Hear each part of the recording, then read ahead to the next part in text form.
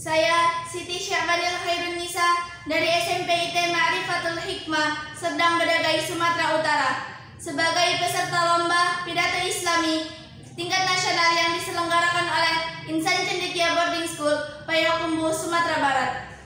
Assalamualaikum warahmatullahi wabarakatuh. Innal hamdalillah nahmaduhu wa nasta'inuhu wa nastaghfiruh wa na'udzu billahi min shururi anfusina wa min sayyiati a'malina. May yahdihillahu fala mudilla lahu wa may yudlilhu fala hadiya lahu. Asyhadu an la ilaha illallah wa asyhadu anna Muhammadar Rasulullah alladzi la nabiyya ba'da hatta yaumil qiyamah. Pertama-tama dan yang paling utama, marilah kita ucapkan rasa syukur kita kepada Allah Subhanahu wa taala, yang mana Ia telah memberikan kita banyak kenikmatan, mulai dari nikmat Islam, iman dan ihsan, sehingga kita dapat berkumpul di tempat yang insya Allah diberkahi ini. Salawat berbandingkan salam kepada putranya Abdullah, si buah hati Aminah, seorang pemimpin yang terpimpin, seorang tokoh yang tak pernah menokoh. Ialah Nabiullah Muhammad SAW. Yang saya hormati Dewan Juri yang adil lagi bijaksana, Gebiar Insan Cendekia Boarding School. Dan yang saya hormati para hadirin sekalian. Pada kesempatan saya kali ini, saya ingin menyampaikan pidato singkat saya yang berjudul Nabi Muhammad SAW, idola kita. Sekarang ini, televisi menyiarkan sebuah program yang bernama Indonesian Idol, dan ada juga American Idol dan World Idol. Saya kira kebanyakan dari kita pernah melihat acara tersebut. Ada apa dengan acara tersebut?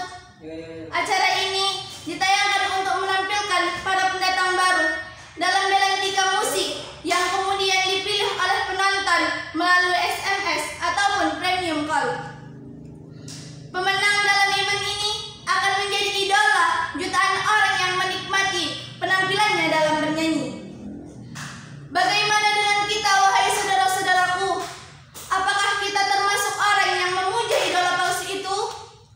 Saya kira sebuah tindakan yang kurang baik jika kita mengidolakan seseorang selain Nabi Muhammad SAW dengan memuja, mengikuti gaya hidupnya, ideologi, dan pemikirannya. Pada firman Allah pada Quran surah Al-Ahzab ayat 21 yang berbunyi, A'udzubillahi minasyaitonirrajim, Bismillahirrahmanirrahim.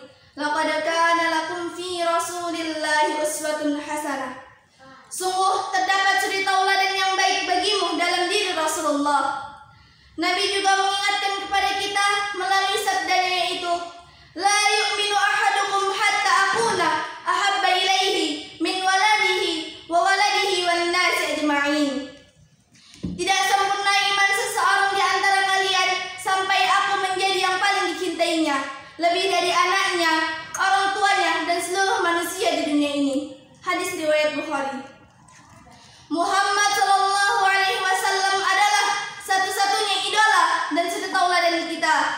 Muhammad SAW adalah nama agung yang diberikan kepada seorang manusia termulia yang pernah diciptakan Allah. Beliau diidolakan bukan karena beliau seorang penguasa yang memerintah suatu negeri dengan tangan besi.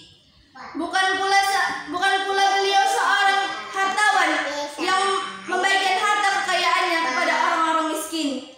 Tetapi karena beliau adalah orang yang mendapatkan wahyu dari Allah Subhanahu wa taala.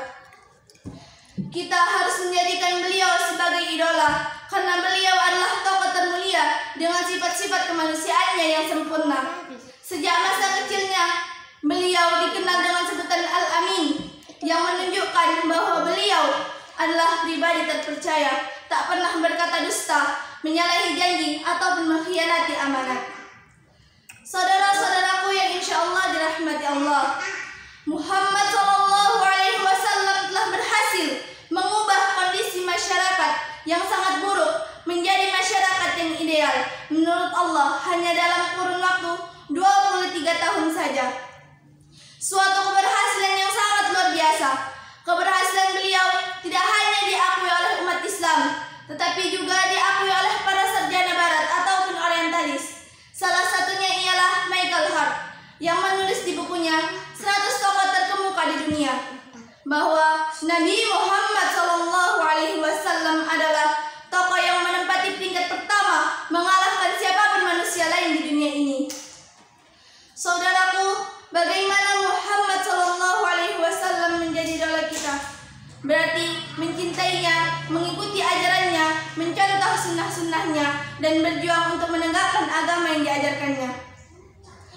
Sebagai kesimpulan pidato saya ini, marilah kita singkirkan semua idola dunia yang palsu ini selain Nabi Muhammad SAW untuk kebahagiaan kita fid dunya wal akhirah. Sekian pidato yang dapat saya sampaikan. Kurang dan lebihnya saya mohon maaf kepada Allah